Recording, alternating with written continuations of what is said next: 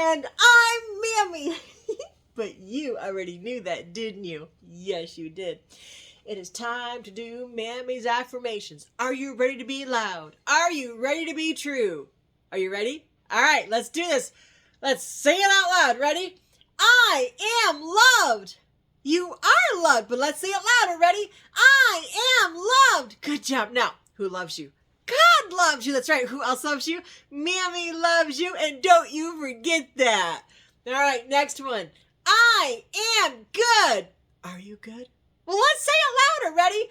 I am good. Good job. Now for the last one. I am kind.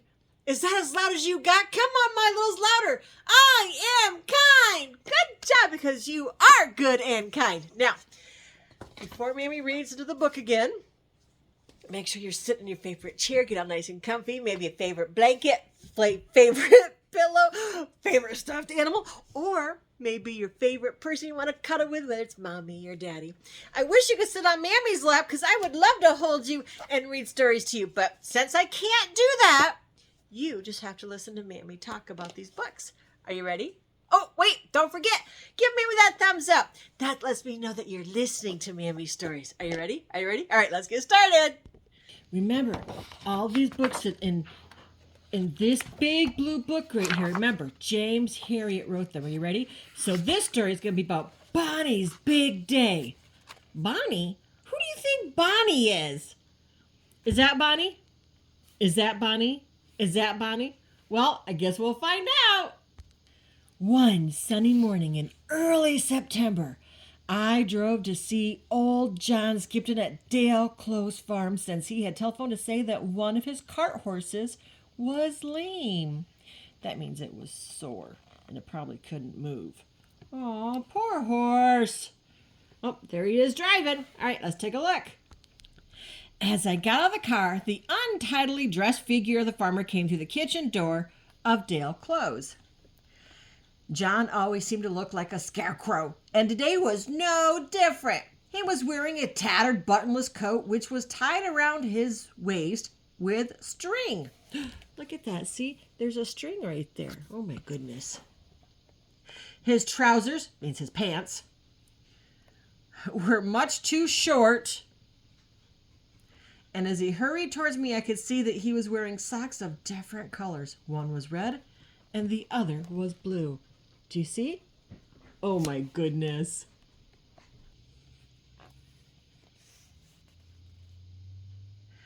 By working very hard when he was a young man, Mr. Skipton had saved enough money to buy his own farm with its handsome stone house. Wow, look at that house. See? Look at that house.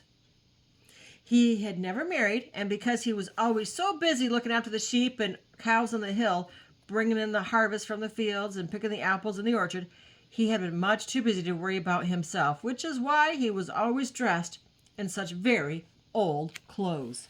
Wow, let's look at his farm. Whoa, he must be very busy, huh? The horses are down by the river, he said in his usual gruff manner. We'll have to go down there. He seized a pitchfork and stabbed it into a pile of hay. See, right there. There it is. Which he had then hoisted onto his shoulder. I pulled my large Gladstone bag from the car and set off behind him. This bag right there. What's in that? What do you think is in that bag? Yeah, it's probably his tools, because he's a veterinarian. That's right. It was difficult to keep up with the farmer's brisk pace, even though he must have been 50 years older than me. I was glad when we reached the bottom of the hill, because the bag was heavy and I was getting rather hot. Wow, look at that. I saw the two horses standing in the shallows of the pebbly river. They were nose to tail and were rubbing their chins gently along each other's backs.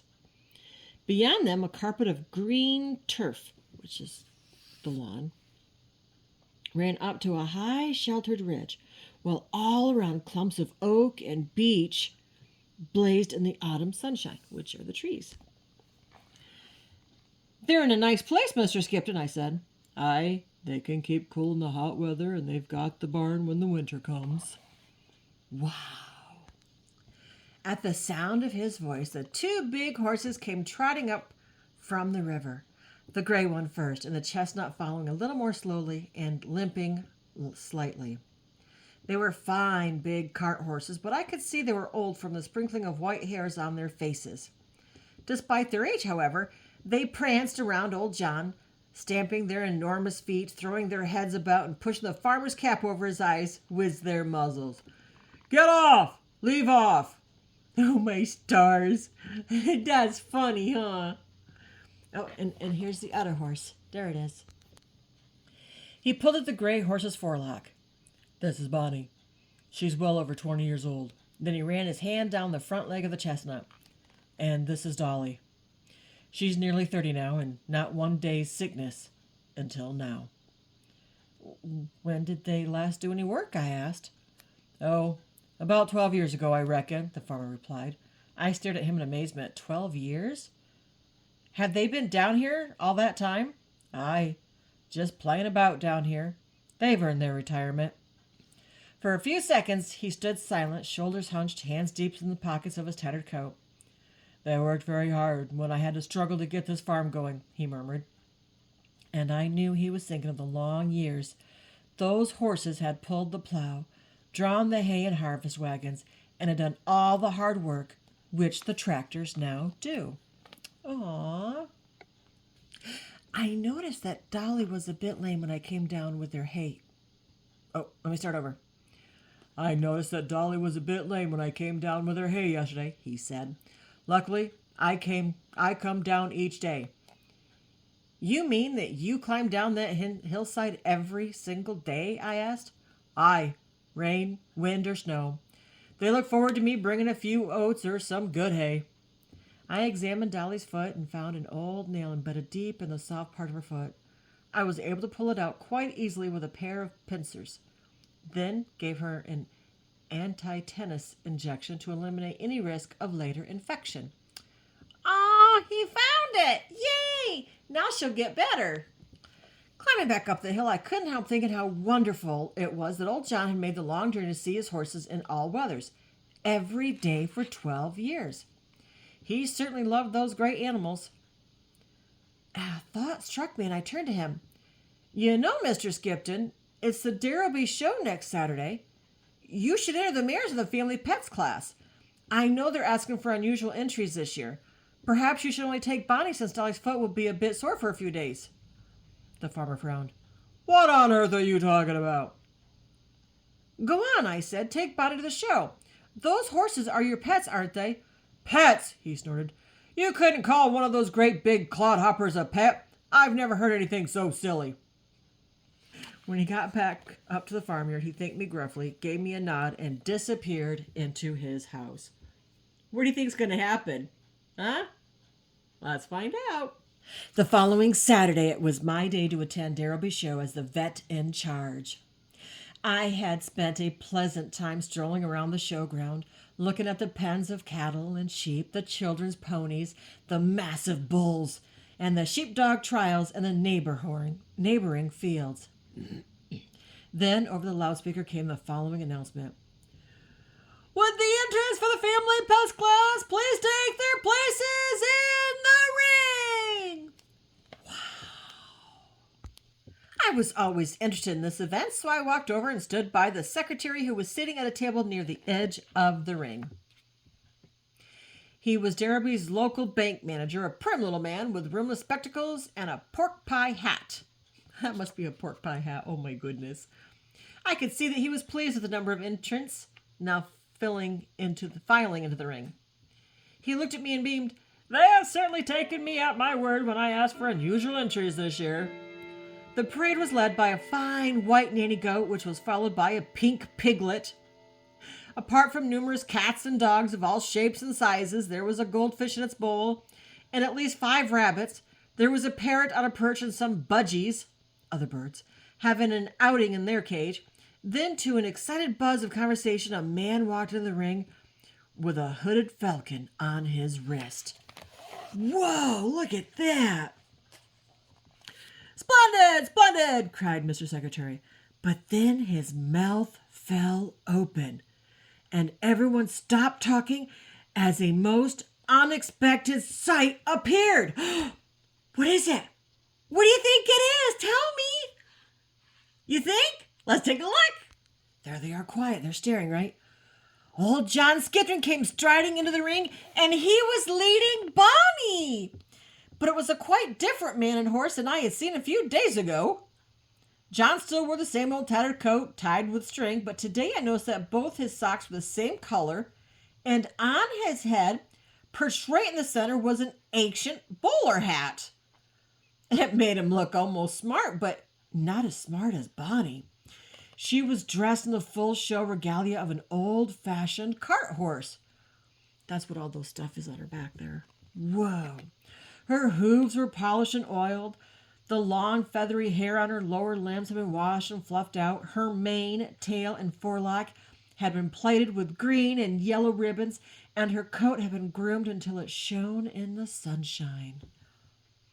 She was wearing part of the harness from her working days, and it, too, had been polished, and little bells hung from the collar. It quite took my breath away to look at her. Wow, look at that. Wow. Mr. Skipton, you can't bring that great thing in here. This is the class for family pets, cried Mr. Secretary, leaping from his chair. Bonnie is my pet, responded the farmer. She's part of my family, just like that old goat over there. Well, I disagree, said Mr. Secretary, waving his arms. You must take her out of the ring and go home. Old John Skipton put on a fierce face and glared at the man. Bonnie is my pet, he repeated. Just ask Mr. Herriot. I shrugged my shoulders. Perfectly true. This mare hasn't worked for over 12 years and is kept entirely for Mr. Skipton's pleasure. I'd certainly call Bonnie a pet. But, spluttered Mr. Secretary. And he sat down suddenly in his chair and sighed. Oh, very well then. Go and get into line. Uh-oh. So John turned and led Bonnie to a place right in the middle of the other competitors. On one side of them was a little pink piglet, and on the other side a tortoise. It was the most curious sight. See, there it is. And there's a bunny. Look at that. And then a puppy doggy. Aww. The task of judging the pets had been given to the district nurse, who was very sensibly dressed in her official uniform, to give her an air of authority. Judging this class was always difficult, and when she looked along the line and kept seeing the great horse, she knew it was going to be very difficult indeed. She looked carefully at every competitor, but her eyes always came back to Bonnie. Aw, that's so nice.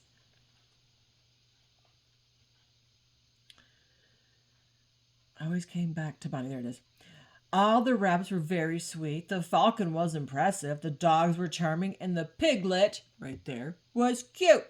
But Bonnie was magnificent. First prize to Mr. Skipton and Bonnie, she announced, and everyone cheered. Yay! Woo! Yay! Are you cheering? Me too. As the rosette was presented, a man came to take a photograph for the local newspaper. It looked as though the great horse knew all about her prize as she posed there, dignified and beautiful. John, too, stood very erect and proud, but unfortunately, every time the photographer clicked the camera, Bonnie pushed the bowler hat over the farmer's eyes. Oh, how silly of Bonnie! Oh, my goodness. It was the mare's way of showing her love. But I couldn't help wondering how the picture would come out. That's funny. Do you have any pets that would do something like that to you? I do. Oh, my goodness. After the show, I went back to Dale Close to help John undress Bonnie. And I went with him down the hill to the field by the river. As we approached, Dolly came trotting up from the river, whinnying with pleasure to see her friend and companion again. Her foot is quite healed now, I said, knowing the horse's even stride.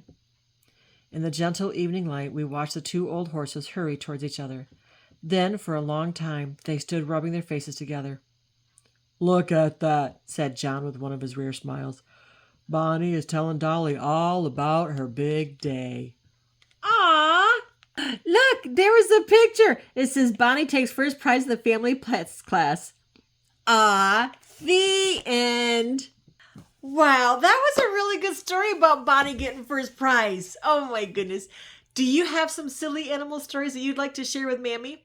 You can either email me at mammyscorner@gmail.com or go to my Facebook page of Mammy's Corner and tell me all about it. I would love to hear some funny stories that your animals do.